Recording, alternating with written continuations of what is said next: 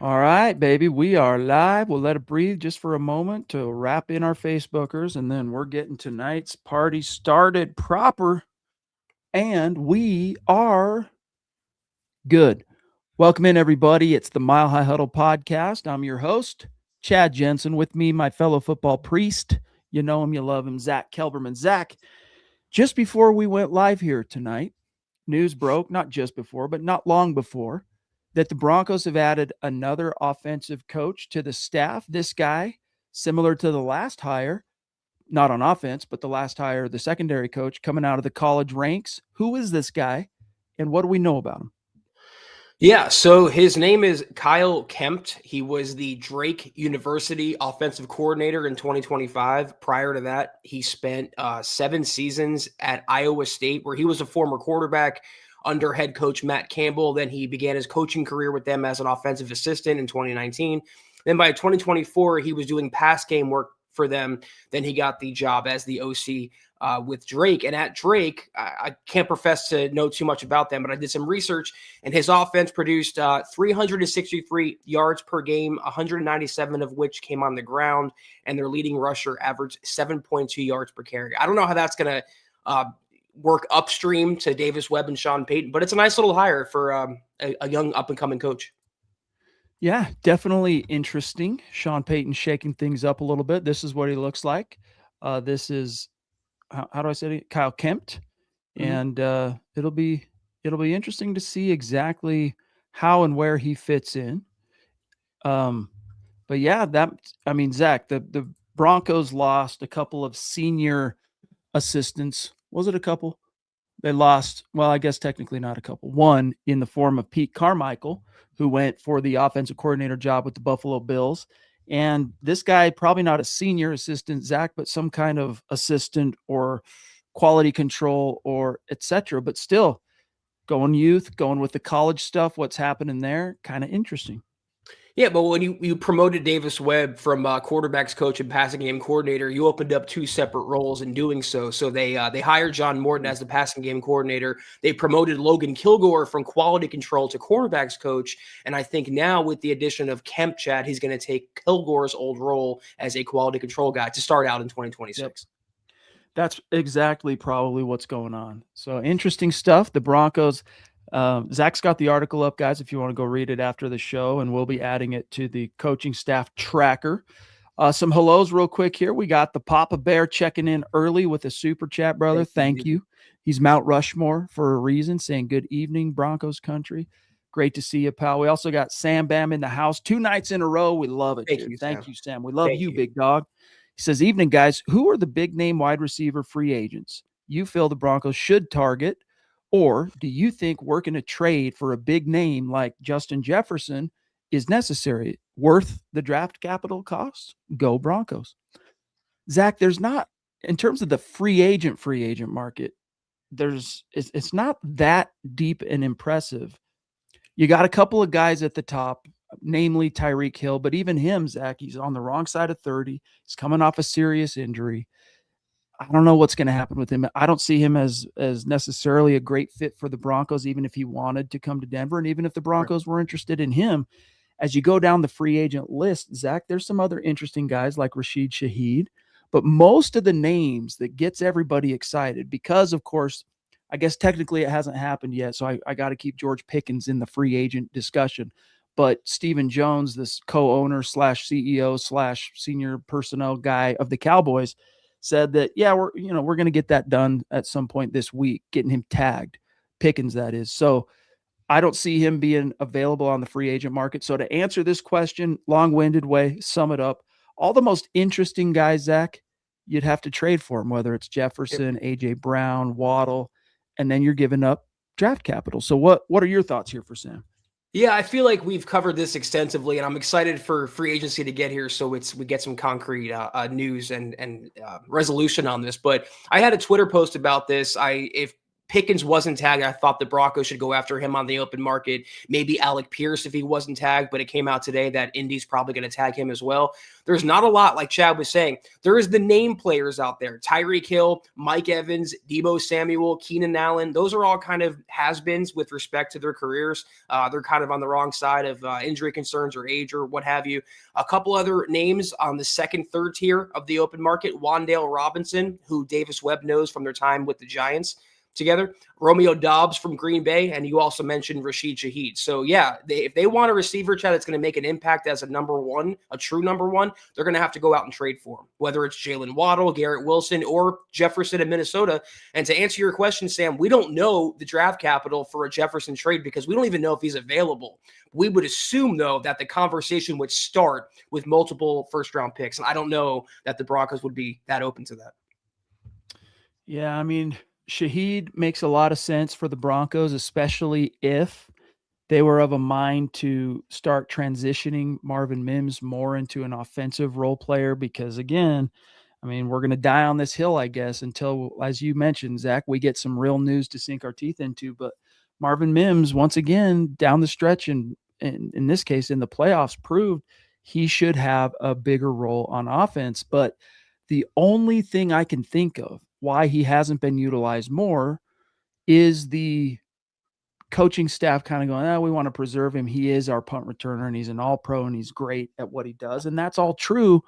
But I think from a game to game, a snap to snap, Zach, and a down to down basis or a game to game basis, Marvin Mims gives you more as a receiver than as a returner. So if you brought in Shaheed, you could plug him in as the punt guy, still utilize him a little bit on offense, just like they have with Mims, but allow Mims to kind of embrace being a wide receiver full time. Yeah. But, Romeo Dobbs is another guy on that list you mentioned, Zach, that would interest me. But in terms of those big number one guys that come in and solve things and relegate Cortland Sutton to a, high level number two receiver, there's none of those guys really available on the free agent market. It's all about trade. Then you look at the draft. Yeah, I don't know that the Broncos, you talked about Tyreek Hill. He's too much of a character concern. There's the injury. There's also the fact that he's not the same Tyreek Hill people remember. And the same goes for the other guys I mentioned, the Mike Evanses and Deebo Samuels, Keenan Allens. They're going to have to really resign themselves to parting with draft capital and maybe handing out a big-time contract if they want that no doubt number one upgrade, Chad. At this point, I'm not nickel and diming Bo Nix. This is the offseason now. They're still in the championship window. Bo's on his rookie deal. The Russell Wilson contract is off the books. There's no excuse for the Broncos not to swing big this offseason. Some excellent questions, though, Sam. Thank you for getting us thinking and talking. Really appreciate the support, as always, big dog. Speaking of support, we got Shannon Mills coming in with a very generous super chat. Thank you. Another great Mount Rushmore member of our community here at MHH. She says, good evening, Chad, Zach, Scott, and Broncos country. I never saw Kyle Pitts as a major free agent option. Still think that re-signing J.K. Dobbins and getting Tyler Algier for running backs and then trying to sign David Njoku would be the way to go, and then drafting our wide receiver. So, yeah, guys, in case you missed it, we talked yesterday about how the Dallas Cowboys extended or signed to a multi-year deal Javonte Williams, which is cool for him to get that money. The George Pickens thing we just addressed, probably going to get tagged by the end of the combine week. The next domino to fall was today in the form of Kyle Pitts getting franchise tagged, Zach, by the Atlanta Falcons. So what are your thoughts here? How big of a loss is that to what maybe the Broncos, Zach, were hoping to see and do in free agency? I'm with Shannon here. Ultimately, Kyle Pitts is a very fun toy to have, but he's more high risk, high reward. And I don't know that Sean Payton would want to dole out a big contract for that risk factor alone. Compared to someone like you mentioned, Shannon, David Njoku, I just feel like he's a more complete tight end. His floor as a pass catcher, especially, might be a little lower than Kyle Pitts's, but he's a better blocker. He's just a better overall player that you can rely on more. And after the Evan Ingram disaster, Chad, you need reliability and consistency at the position. So I'm right there with you. I would love, and I know Chad's been beating that drum as well, bring back Dobbins, bring in Algier or Breece Hall or Kenneth Walker, and then Njoku, and then you're freeing yourself up, Shannon, to go really anywhere in the draft. And if they want to go receiver in round one, I endorse that wholeheartedly. Thank you for the super. Yeah, excellent topics here. I didn't miss too much sleep over the Pitts thing, Zach. Like, if you didn't have Evan Ingram, I mean, then again, the Broncos could always have moved on from Evan Ingram if they really wanted to go after Kyle Pitts. But because Ingram is on the roster and he has one more year left on the deal, it's kind of like, do you really need Kyle Pitts? He's not exactly the tight end that the Broncos offense is dying for right now. And Njoku might not necessarily be the perfect thing either. However, he does give you that more of an inline presence, a true Y that can give you plausible blocking to kind of change things up for opposing defenses.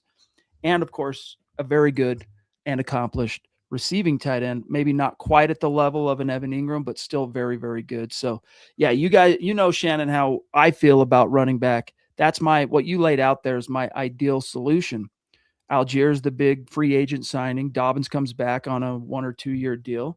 And this receiver class, Zach, it has some really interesting options. I mean, basically, it's like Njoku's the guy that can consistently go for 5 for 50 every game, whereas Kyle Pitts can go for 2 for 60, or he can go for a goose egg. That's the high risk, high reward. And again, I don't know that Sean Payton, after signing Evan Ingram and not really addressing the position, except for drafting Caleb Lohner in the 7th round, I don't know that he wants to get that risky at tight end. I think the safer choice, as you mentioned here, Shannon, is David Njoku.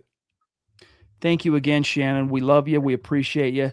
It's great to see you tonight. We got Tucson Phil in the house on Facebook. Awesome to have you with us, big dog. Saying good evening, Chad, Zach, and Deacon Scott. Has the salary cap been raised? Curious how much we have to spend. So first things first, we'll get to what is changing relative to the salary cap ceiling. But the Broncos currently rank 13th in the NFL in available cap space. And that's before, keep in mind, any moves have been made to free up additional salary cap. Now, we learned a couple weeks ago that the NFL plans to raise the salary cap base to somewhere between, Zach, from, first of all, it was 295.5 million. It's going to increase somewhere to between 301.2 million and 305.7 million. And that's according to the guy who broke it. That was Tom Pelissero. So, the Broncos are in pretty good shape, and they have a couple of prime contracts that they could restructure if they needed to create more space. Exactly. Yeah. I mean, they're a little under 30 million as it is, which if they wanted a Breece Hall, they can go out and sign a Breece Hall. If they want to re-sign or extend McMillan, for example, they can give him a market commensurate deal. They have wiggle room. But like you mentioned there, I saw something on Twitter that ranked teams by potential earnings from simple restructures, and the Broncos could gain, I think Scott might have it. Oh, here we go. If this is it, I appreciate that, Scott. Yeah, here we go. So the Broncos can get up to $71.7 million by executing simple restructures. And they didn't specify who those players would be to be a simple restructure. But the point is, if they want to have more ammunition in terms of money, they can free up more ammunition easily and quickly. Yeah. So on the subject of restructures, this was something that as soon as the Broncos were bounced from the playoffs, we started looking at and covering at MHH. And Bob Morris, he's got 5 guys that are ideal. Now, we don't know, Zach, that these are the same 5 guys that maybe Jason Fitzgerald at Over the Cap is talking about. But the 5 guys that Bob identified are Quinn Miners. Now, again, this isn't pay cut.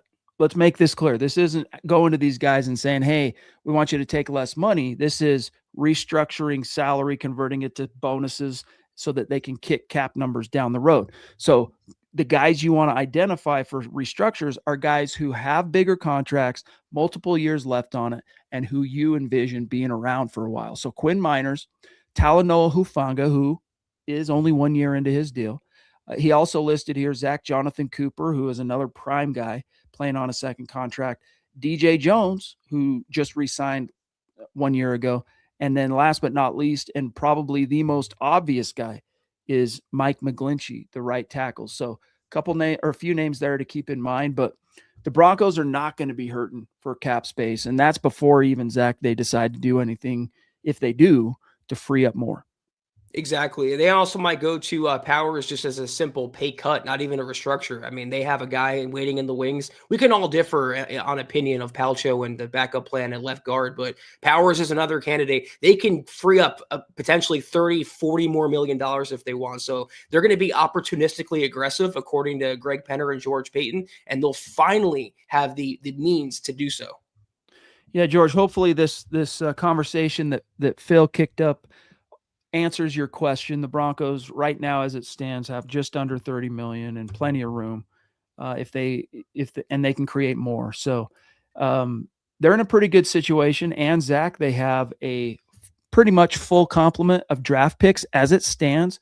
They are missing, I think, a 6th rounder, but they have multiple 7th rounders. So that's enough that wouldn't surprise me to see him move around. I mean, George Payton kind of likes to do that on draft day. So we'll see. We'll see how it shakes out. A few more hellos from the members. We got Mike Thompson in the house saying, my favorite player to hope for is gone. I think he's talking about Pitts. I know y'all want Njoku more anyway, so you still have your hopes. Go Broncos. Yeah, but there are some other interesting names out there on the tight end market. Like the Broncos don't have to necessarily splurge, especially Zach, if the plan is to hold on to Evan Ingram, which up to this point, we have no reason to believe that it's not. You could go out there and spend a little bit less on guys like Cade Otton, maybe even see about what Dallas Goedert is looking to earn on this next contract. Guys that can give you some blocking acumen, inline, Y stuff, and also run a route and not look, at least bring something to the table, unlike our boy Adam Troutman, who, God bless him, did what he was asked to do. He's just not very good at what they asked Adam Troutman to do. And the inability, Zach, of the tight ends to block last season was a big reason why they struggled so bad after JK went down, because JK was a great creator. If it wasn't there, he could, find holes, spin, jump, break tackles, do his thing. But when he was lost, oh boy, that was tough on RJ.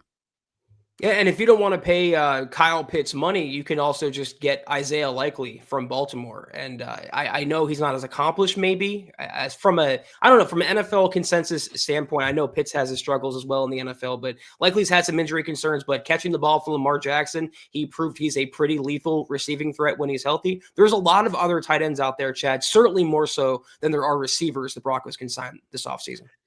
We got Raj, the string guy, a dear member, saying, I don't know why everyone seems to be on the Sean Payton should give up play calling bandwagon when we won 15 games with him calling plays. Careful what you ask for. Could be ugly. And he goes on to say, Webb is a first-year offensive coordinator. I guess maybe try giving Webb play calling duties in the preseason, see how it goes. It's not broke, so why fix it? Well, the folks who keep this in the conversation that Sean Payton could and should give up play calling, they believe it's broken. That's kind of part of their point.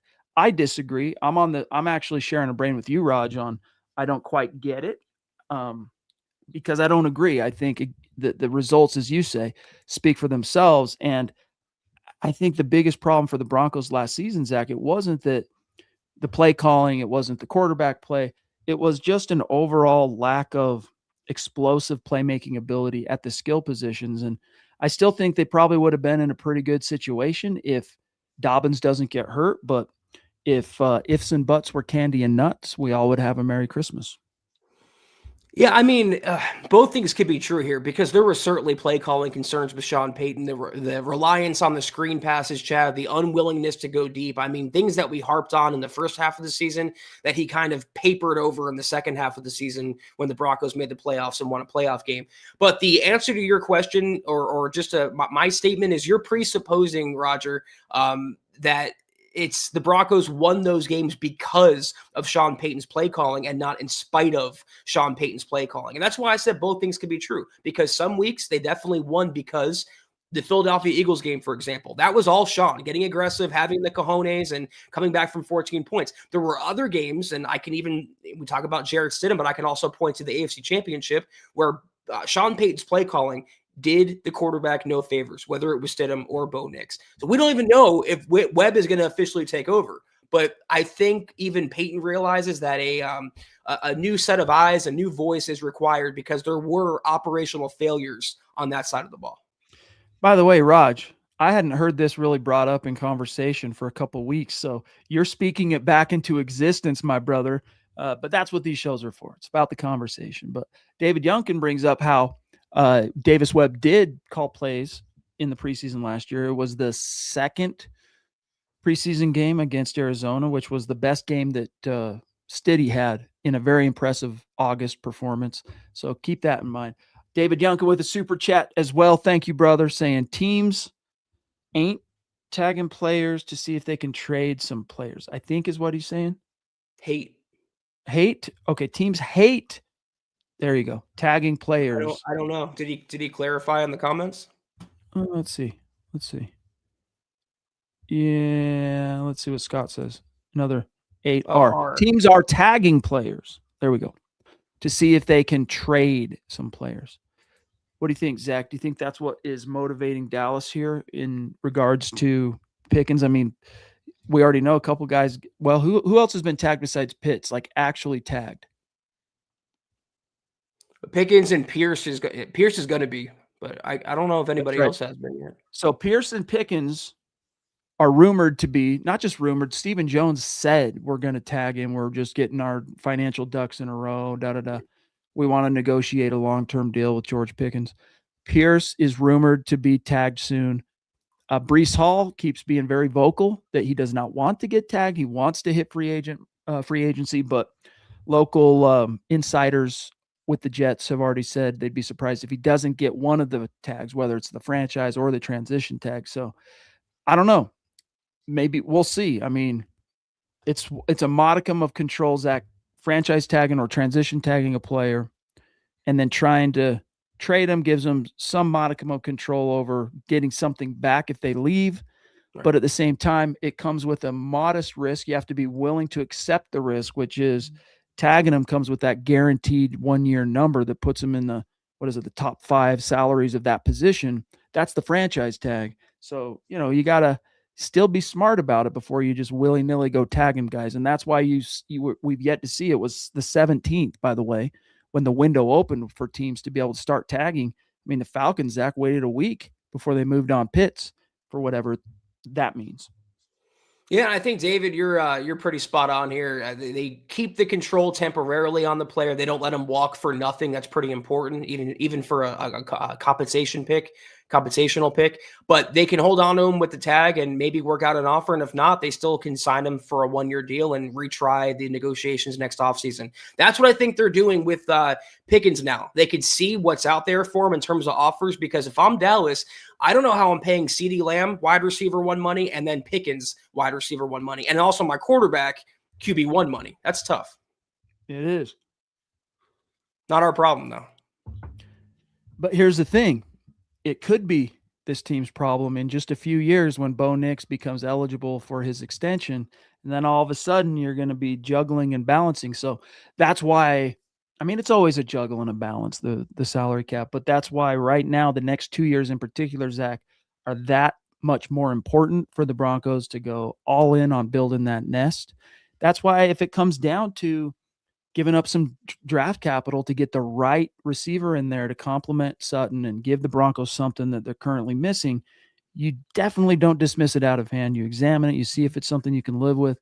As for me, though, Zach, I mean, I don't think Justin Jefferson is going to hit the market. This is all just like some of the things he has said, none of which were, oh, and by the way, trade me, just like little signs of disgruntlement, right? Little things he said here and there, mainly lamenting the loss of Sam Darnold.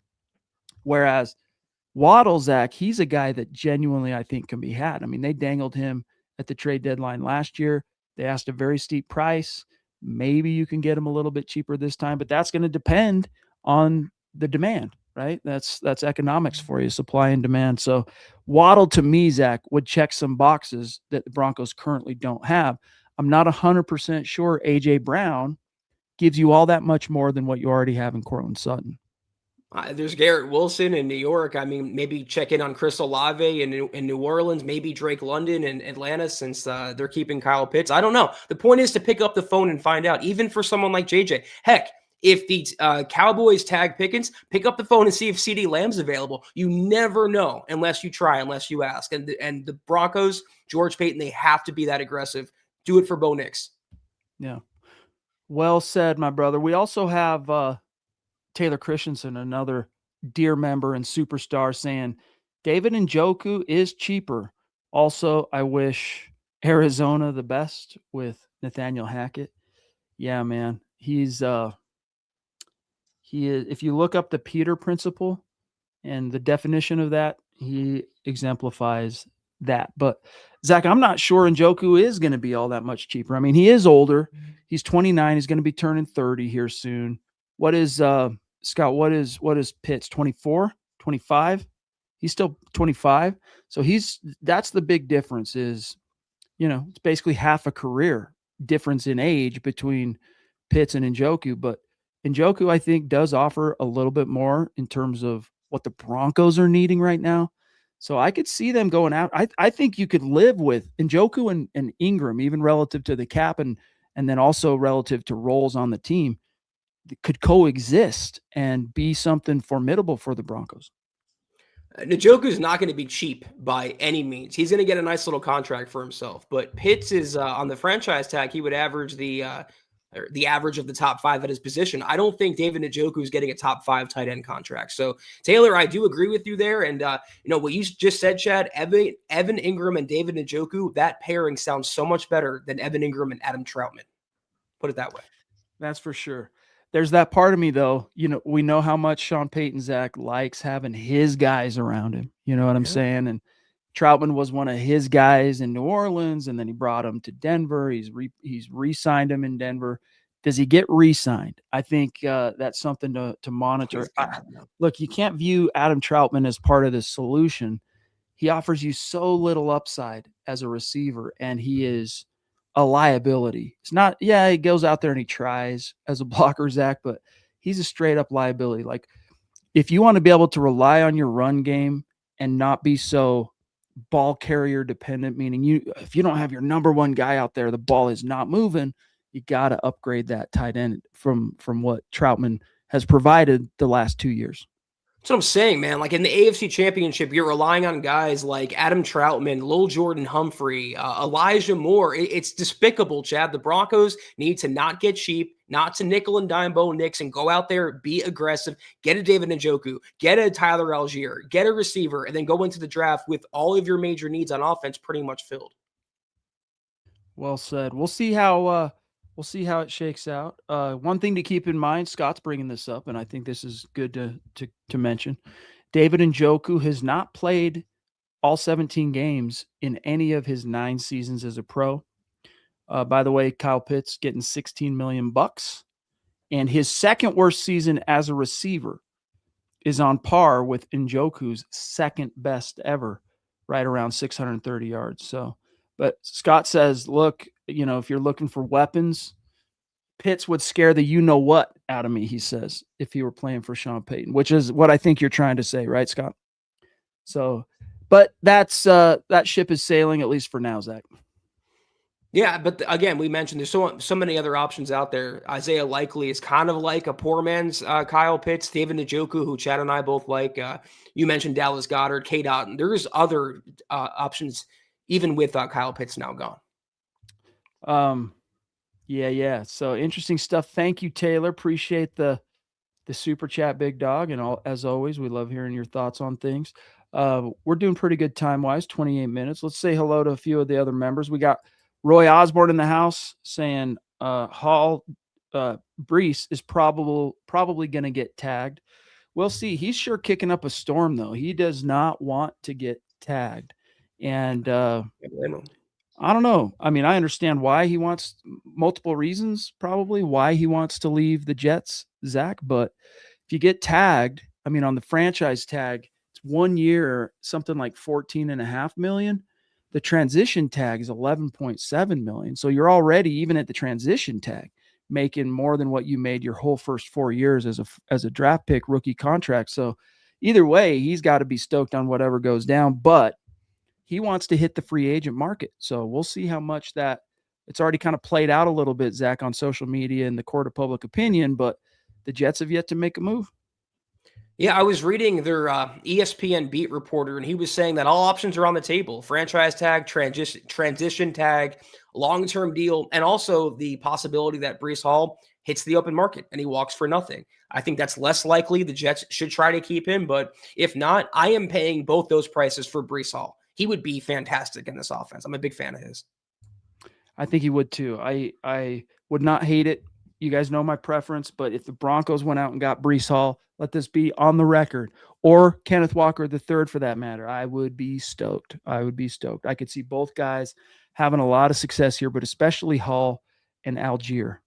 Walker as well, but just, the Broncos are just now last season, Zach, trying to get into a little bit of the wide zone stuff. And I think that's more of the baby. That's more of the kind of team that Walker should land with, not a team like the Broncos that are kind of fledgling in getting that kind of a rushing attack, blocking scheme up and off the ground. So, Roy, good to see you, buddy.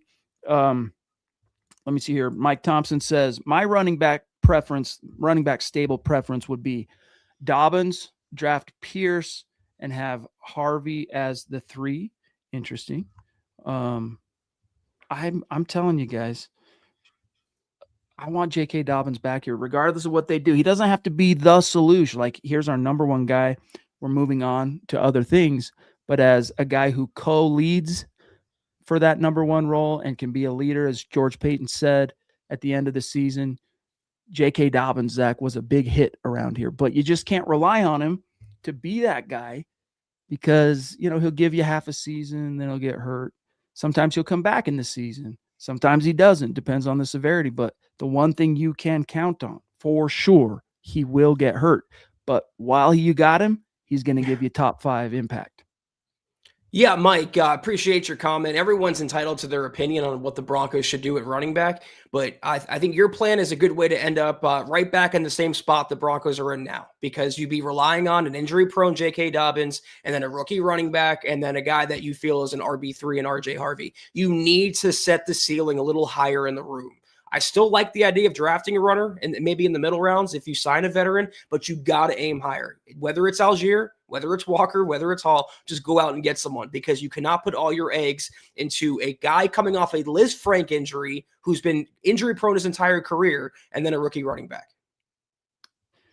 Yes, sir. Well said. David's bringing up here that 15 days until the start of the new league year. So that happens officially, guys, March 11th, but the legal tampering, of course, opens 2 days before that. And that is when things are really going to get wild. But this week, Zach, starting tomorrow, we get some combine news, and we're going to get to hear from George Payton. We're going to get to hear from Sean Payton, and then we're going to start getting some answers to some of the questions we have relative to the 300 some odd prospects that are going to be coming through the combine this week. So looking forward to it. And I'm glad this time around, this is why I'm glad we got Wednesdays back, because by the time we get to Wednesday, Zach, there's going to be a lot to talk about. Thank you, God. Thank you, football gods, because since the AFC Championship chat, I can't remember. I told you this off camera as well. I can't remember things being as dry as they've been. And I'm not even talking about business. I'm just talking about the overall NFL landscape. I am so happy that we have tangible, real news to look forward to. A big part of that is stability, organizational stability. And I understand that, and I appreciate it, and that's awesome. When teams, Zach, are stable and competent and they win, you see less offseason upheaval. I mean, even the coaching staff changes that occurred outside of the guys that got hired away came as a surprise to me. I'll be honest with you. I did not expect to see Joe Lombardi get fired or Kerry Colbert, the 43 drops or whatever, notwithstanding. Usually, a couple tweaks here and there, but Sean Payton, I guess you can't quite say, Zach, that he cleaned house, but fired a few guys on the heels of a very successful season. And even that, Zach, as far as Bronco fans are concerned, like 2 years ago, 3 years ago, even right about the time Payton came here, Broncos country would be hanging on every single move, every little position coach hire, traffic would be going crazy over it. Now it's kind of like, a lot of fans are kind of, we're a good team now. Wake me up in September. Not you guys. If you're in this room right now, I'm not talking about you. If you're within the sound of my voice, period, we're not talking about you. We're talking about the casuals. Yeah, there's also the usual football fatigue that happens after the Super Bowl. But like I said, the malaise is kind of wearing off now that we're in combine season, then free agency. So I'm just personally stoked about that. Jordan Lewis, a dear member. Good to see you, pal. He says, evening, Chad and Zach. Hope everyone's doing well. I'm still optimistic about the aggressive moves at running back and wide receiver. Yeah, we'll see just how, quote unquote, aggressive the Broncos actually end up being. George Payton said that they're going to be, but he talks that way quite often, Zach.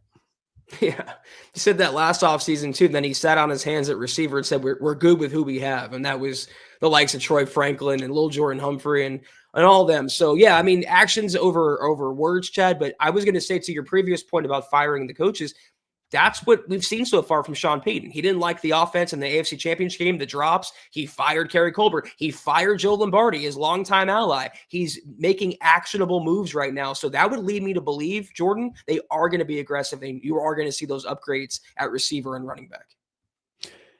Good to see you, Jordan. Thanks for being with us tonight, brother. George Fox checking in again to say Dobbins is a heck of a backup. That way we would have little drop off when your number one is taking a break. MHH for life, Broncos for life. Hit the thumbs up. That's exactly my point. And it's not just that he could co-share the first and second down, roll with a guy like Brees Hall or a guy like Algier, but you still get that intangible. Like Sean Payton said, I knew we were signing a really good running back and a veteran guy. What I wasn't expecting was team captain kind of impact from a guy who joined you 6 weeks before training camp started, right? Like he literally showed up the last day of mandatory minicamp, and then that 6-week NFL desert, then training camp starts. So you get that, my point here, you get that leadership. I mean, even what the ownership he takes on the success of the team, the success of his room. JK's comments, Zach, when he was cleaning out his locker a few weeks back, and he's like, RJ Harvey is my rookie. He's always going to be my rookie. Whether I'm here or not, I'm always going to do everything I can to help him. Like that kind of stuff, guys. It's like, it's not very common in the NFL, let alone among running backs. You know, I mean, you expect to hear stuff like that at times from like veteran quarterbacks and stuff like that. But J.K. Dobbins is a real leader, and he brought a real shot of confidence and swagger, I think, to that offense that had maybe been lacking in year one with Bo. Well, to your point, remember what Joe Flacco said about mentoring Drew Lock back in the day? He goes, it's not my job to be a mentor. Yep. So it's not every player, Chad. I agree with you. That was a big sign of humility. And I gain a lot of respect for J.K. Dobbins for making that point.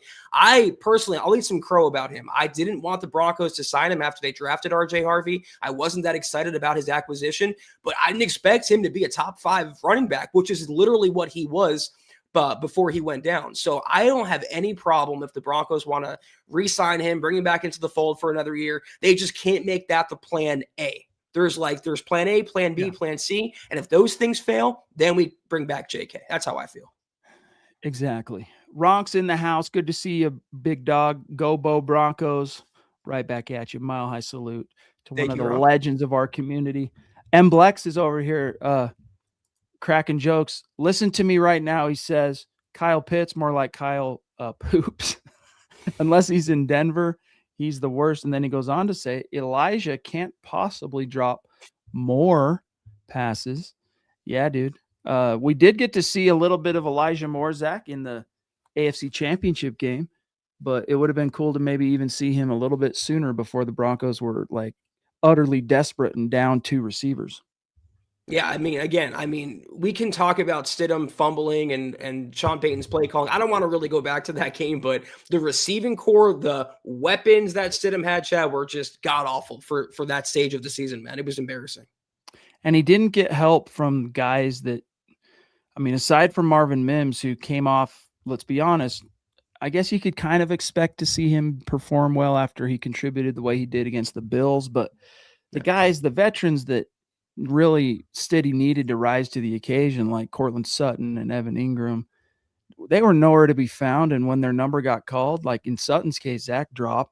It's like, oh, dude, you got to be kidding me. So Big Earn's also in the house. What's up, big dog? Good to see you. Broncos country only. We know how it is. Keith, a dear members here.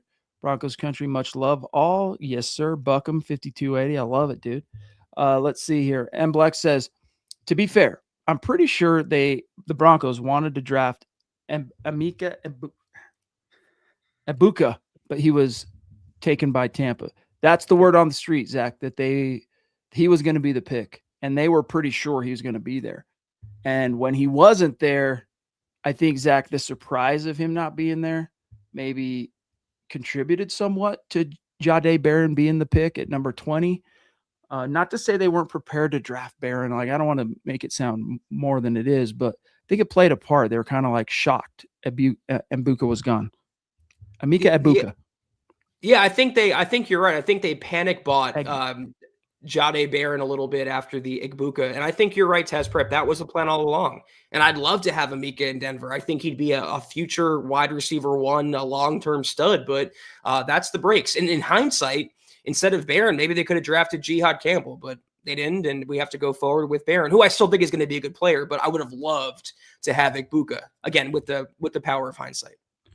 No doubt about it. No doubt about it. Mblex, good to see you, big dog. And by the way, guys, we're still striving to get to 40,000 subscribers on YouTube. So share the show out there with your friends and folks you know on social media. If you're one of the awesome folks who watch the shows but aren't subscribed, smash the subscribe button. We need you. We're going to get to 40,000 subs. And when we do, we're going to celebrate and do some fun stuff, and we're going to raffle off jerseys, and it's going to be a lot of fun. So just check and make sure, if you're not subscribed, click subscribe and join myself and MHHers and guys like Mblex and so many other key MHH members in the Discord server that we launched. I don't know. What's it been? Like a month and a half ago, 2 months maybe. Link is in the description. All right, Zach, where are we at time-wise? We're at 41 minutes. We're doing all right. We'll kind of consider this a little bit, guys, the 2-minute warning. So if you have any burning topics, questions, anything specific, get them in the chat now, and we will get to them before we dip on out of here. And again, if you missed it, the Broncos did hire another coach today, adding former college offensive coordinator, what's his name again? Kyle Kempt. I'll be honest, I didn't know this man's name before the hire today. So they hired him. Former Drake offensive coordinator and quarterbacks coach Kyle Kempt coming in, Zach, to be that offensive assistant under Sean Payton. And as you have surmised, and I agree, probably taking over that role that Logan Kilgore gave up to become the new quarterbacks coach. And this guy, Kyle Kempt, was a former quarterback himself at Iowa State. So just another voice in the room, a young up-and-coming assistant to have, and just another helper for Sean Payton. All right, here's an interesting topic real quick. With the combine kicking off tomorrow, things start happening with the GM and coach interviews and stuff, or press conferences. It'll be fun. Eric had a great article today, 7 NFL combine questions that'll shape the Broncos draft board. And a couple of them, Zach, while we got a little time left, are worth discussion on tonight's show by way of kind of a combine week preview.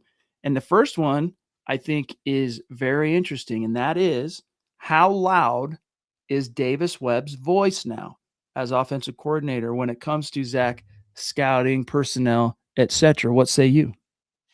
I think before his voice was relegated to a whisper, like you're in a library, but now he has an inside voice. He can't scream, he can't yell, he can't even really raise his voice yet, but he does have more of a vocal presence figuratively in that room. And I agree with what I think it was Shannon said earlier. The on-ramp to Davis Webb becoming play caller, it might not happen immediately. I've been saying this too. It's not going to be all or nothing right away. I think he's going to be given increasingly more responsibilities, and sooner or later, probably later, he'll get the full Monty of play calling. But he has a little more pull now in that room, yep. I'll say.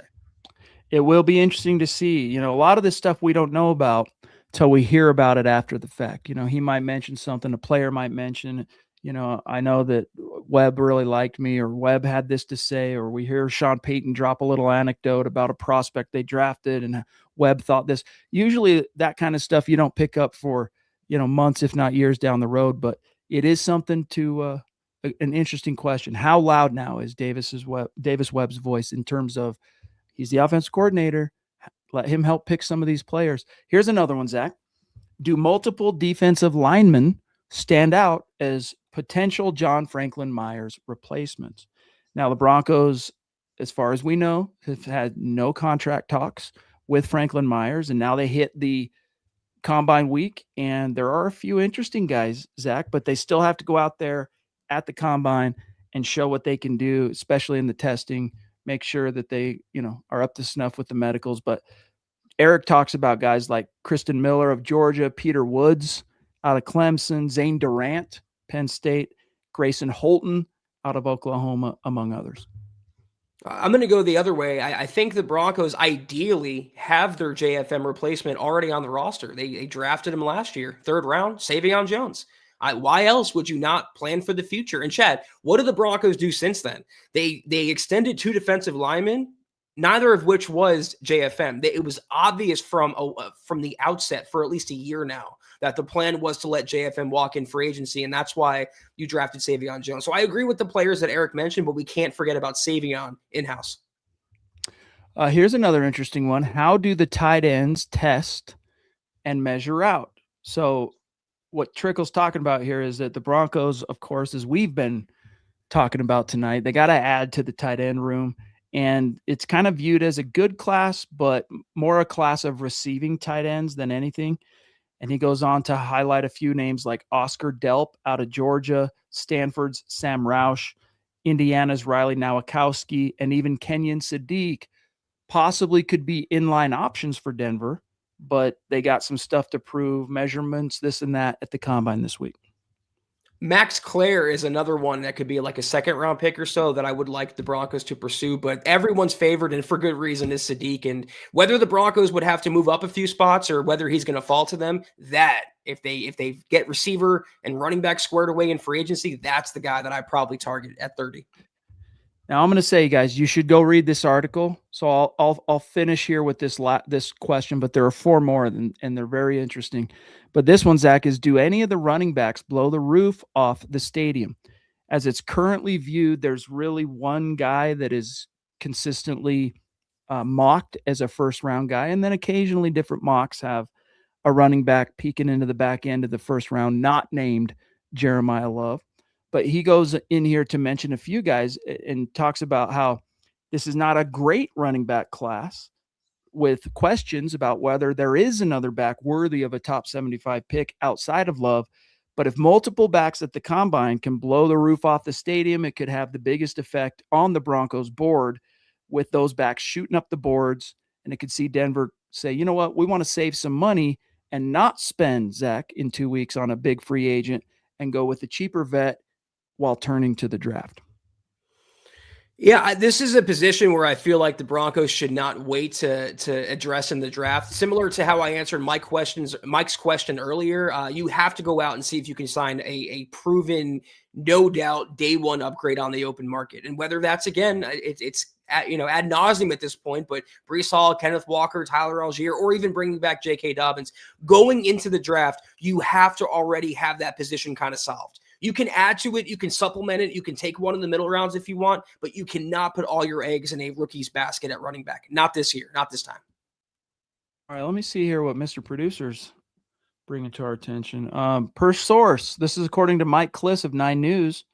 Per source, the Broncos visited last week with veteran coach Mike Zimmer about a senior coaching position.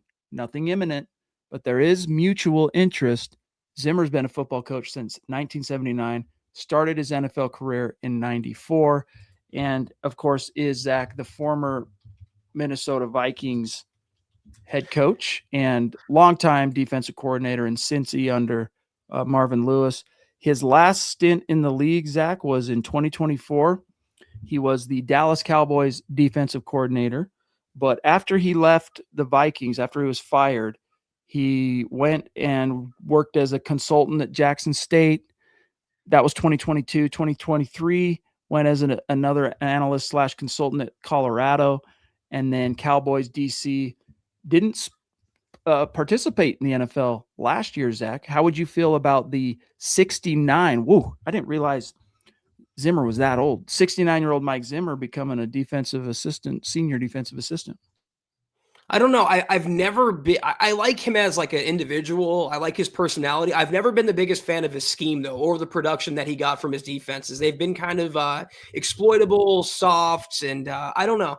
I don't know. I don't really have a feeling one way or the other. But if anyone's wondering if it's going to help or hurt the Broncos, maybe getting JJ, who he was around with in Minnesota, did some quick research. They don't like each other in the least bit, Chad. So I wouldn't put any stock there. Zimmer and JJ. Apparently, there's really? some bad blood from their time. Yeah. Really? Yeah. Interesting. What I think of, honestly, when I hear the name Mike Zimmer, I think of two things. I think of all those years he spent as the Cincinnati Bengals defensive coordinator, which I guess it wasn't that long, but I mean, still 6 seasons as a coordinator in one place is kind of a long time in the NFL. And then I think of, I can't remember what year it was, Zach, Hard Knocks followed the Cincinnati Bengals. This was a Carson Palmer era. And anytime it would cut to Mike Zimmer in his office, you'd see boxes of Red Man chewing tobacco stacked up around him, dude. Like, it's just like he's loaded for bear on this hunt. We're at training camp. I got all my Red Man. Let's rock and roll. And then when it would cut to him, he'd have that massive wad of chewing his lips. So, but he is a veteran. I do remember some of his defenses being pretty good. He knows what he's talking about. But it's interesting. I'm looking here. I guess they did cross paths, Zach, Mike Zimmer and Sean Payton, during a spell with the Cowboys right before Sean Payton got his first head coaching gig. So maybe that's where the association is. Maybe, I don't know. I'm looking it up. I don't know if VJ and Mike Zimmer cross paths as well at their point at any point of their coaching career. 2014, 2015, VJ was the DB's coach in Cincinnati. Did that overlap with? No. Wait, did it? No, it didn't. So I don't think that's a contributing factor there. But you mentioned he's 69 years old, Mike Zimmer, Chad. He's going to turn 70 in June, by the way. Yep. VJ is 53. I don't know what he's going to necessarily add to the defense. I don't know the motive of the hire. So I'm kind of indifferent for now. We'll see. Man, I didn't realize he was the Vikings head coach as long as he was. 8 years. Yeah. 2014 to 2021, Zach. That's a long time. That's a long time. So interesting stuff. Interesting stuff. All right, guys. We got a few messages for you. Then we're going to dip on out of here. Well, first of all, then we'll look one last time at the chat before we dip on out of here. Tremendous episode, as always, of the Mile High Huddle podcast. If you're not doing so, please follow us on X at the MHH Pod. You can follow the main account on X at Mile High Huddle. Chad at Chad and Jensen, myself at Kelberman NFL, and Scott, our producer, at Scout Kennedy. If you guys want some merch like we're rocking each and every single podcast, check out MHHmerch.com and get you some. If you haven't done so yet, please drop us a like at Facebook.com/Mile High Huddle Pod. You can find us on Instagram at Mile_High_Huddle. If you haven't done so yet, please join the new MHH Discord server. The link is in the description below. If you're listening on Spotify or Apple Podcasts, make sure you're leaving your Football Priest a 5-star review for a chance to win some merch each and every single month. But if anything, y'all, please, please, please, very important, as always, that you subscribe, you like, you share this video and every video you see on the MHH channel. It really helps us grow and reach more Broncos fans, just like you. Hey, before we dip on out, we got Donald Olmstead, a dear member and a longtime superstar, checking in. Thank you, Don. Good to see you, pal. He says, thank you for the continued hard work, guys. Thanks for being there, brother. Not only here, but see you on X sometimes. It's always fun. He says, I have no idea what will happen on anything, but I trust Sean, George, and the Penners will get us where we want to go.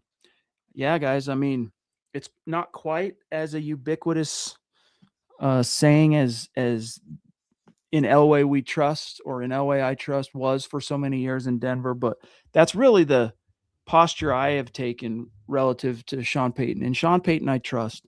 And that's why I'm like, hey, the folks who are wanting him to give up play calling and all that stuff, I'm like, I agree with Raj earlier, the string guy.